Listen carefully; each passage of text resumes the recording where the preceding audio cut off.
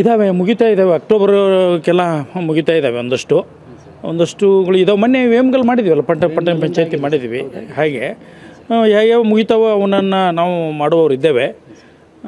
ಅದೇ ಪಟ್ಟಣ ಪಂಚಾಯತಿ ಮತ್ತು ಜಿಲ್ಲಾ ಪಂಚಾಯತಿ ಸರ್, ತಾಲೂಕ್ ಪಂಚಾಯತಿ 5 ವರ್ಷ ಮುಗಿಲಿಕ್ಕೆ ಬಂತು. ಅದು ಜನವರಿಗೆ ಮುಗಿಲಿಕ್ಕೆ ಬಂತು. ಈಗ ರಿಸರ್ವೇಷನ್ ಪಟ್ಟಿಯನ್ನು ಕೊಡಬೇಕು ಸರ್ಕಾರ. ಕೊಟ್ಟ ತಕ್ಷಣ ಮಾಡ್ತೀವಿ.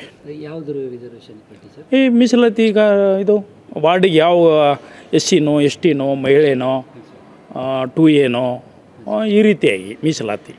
ಸರ್, ಈಗ ಹೊಸದಾಗಿ ಮತದಾರರ ಪಟ್ಟಿಗೆ ಸೇರ್ಪಡೆ ಆಗುವಂಥವ್ರಿಗೆ ಏನು ಹೇಳ್ತೀರಾ ಸರ್?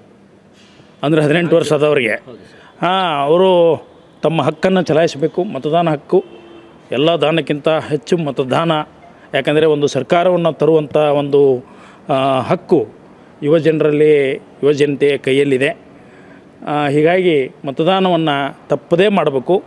ಮತಪೆಟ್ಟಿಗೆ ಬರಬೇಕು. ಮತಪೆಟ್ಟಿಗೆ ಬಂದ ಮೇಲೆ ಮತದಾನವನ್ನು ಒಬ್ಬ ಒಳ್ಳೆಯ ಚುನಾಯಿತ ಸದಸ್ಯನನ್ನು ಆರಿಸುವಲ್ಲಿ ಸಹಕರಿಸಬೇಕು ಅಂತ ಕೇಳ್ಕೊಳ್ತೇನೆ. ಸರಿ, ಬಿಹಾರ ಚುನಾವಣೆಯಲ್ಲಿ ಏನು ಕೇಳ್ಕೊಡ್ತಾ ಇದೆ ಅಂದರೆ ಪ್ರಧಾನವಾಗಿ ವೋಟ್ ಚೋರಿ ವಿಚಾರ.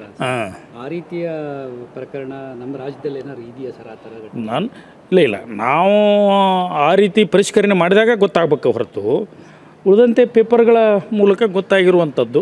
ನಾವು ನಾನು ರಾಜ್ಯ ಚುನಾವಣಾ ಆಯೋಗದಿಂದ ನಾವು ಪರಿಷ್ಕರಣೆ ಇನ್ನೂ ಪ್ರಾರಂಭ ಮಾಡಿಲ್ಲಲ್ಲ. ನಮಗೆ ಗೊತ್ತಾಗೋದಿಲ್ಲ ಅದು. Thank you. ರಾಹುಲ್ ಗಾಂಧಿ ಅವ್ರ ಬಗ್ಗೆ ಏನಂತ? ಅದೇ ಇವಾಗ ವೋಟ್ ಚೋರಿ ಆಗಿದೆ ಅಂದರೆ ಇದು ವೋಟು ಇದು ಮಾಡಿದ್ದಾರೆ. ಇಲ್ಲ, ಅದೇನು ಗೊತ್ತಿಲ್ಲ ನನಗೆ. ಅವರು ಏನು ಆರೋಪ ಮಾಡಿದರೆ ನನಗೇನೋ ಇದಿಲ್ಲ. ಅದ್ರ ಬಗ್ಗೆ ಏನು ಕಮೆಂಟ್ ಮಾಡೋಕ್ಕೆ ಹೋಗಲ್ಲ. ಸರ್, ಈ ಕೋಲಾರ ಮಾಲೂರು ತಾಲೂಕು ವಿಧಾನಸಭಾ ಅದು ನನಗೆ ಸಂಬಂಧ ಬರೋದಿಲ್ಲ. ಅದು ಇಲ್ಲ, ನಮಗೆ ಸಂಬಂಧಪಡಲ್ಲ. ಅದು ಕೇಂದ್ರ ಚುನಾವಣಾ ಆಯೋಗದ ಕಾರ್ಯವ್ಯಾಪ್ತಿಯಲ್ಲಿ ಬರುತ್ತೆ. ಅದು ನನಗೆ ಮಾತ್ರ ಪಂಚಾಯಿತಿ ಮತ್ತು ನಗರ ಸ್ಥಳೀಯ ಸಂಸ್ಥೆಗಳ ಚುನಾವಣೆಗಳಿಗೆ ಮಾತ್ರ ಸಂಬಂಧಪಟ್ಟದ್ದು.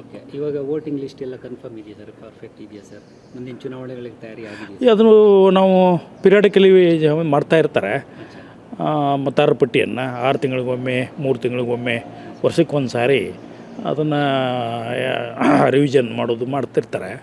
ಹೀಗಾಗಿ ಅದನ್ನು ನಾವು ಕಾದು ನೋಡ್ತಾ ಇದ್ದೇವೆ. ನಾವು ಮಾಡಬೇಕಾಗಿದೆ. ಸರ್, ಕೆಲವ್ರದ್ದು ಬೇರೆ ಕಡೆಯೂ ವೋಟ್ ಇರ್ತದೆ, 2 ಕಡೆ ಇದೆ ಅಂಥೇಳಿ ಕೆಲವು ಮಾತಿದೆ ಸರ್. ಅಂದರೆ ಹೊರಗಡೆಯಿಂದ ಬಂದು ಇಲ್ಲಿ ಸೆಟ್ಲ್ ಆಗಿರ್ತಾರೆ, ಇಲ್ಲೂ ವೋಟ್ ಮಾಡಿಸಿರ್ತಾರೆ. ಇಲ್ಲ, ಅವ್ರಿಗೆ ಹೇಳ್ತೀವಿ ನಾವು, ಒಂದನ್ನು ನೀವು ಆಯ್ಕೆ ಮಾಡ್ಕೊಳ್ಳಿ ಅಂತ ಹೇಳ್ತೀವಿ. ಅಂದರೆ ಅವರು ಅಲ್ಲಿ ಒಂದು ಮಾಡಿರ್ತಾರೆ, ಇಲ್ಲಿ ಬಂದ ಮೇಲೆ ಇಲ್ಲೂ ಮಾಡಿರ್ತಾರೆ.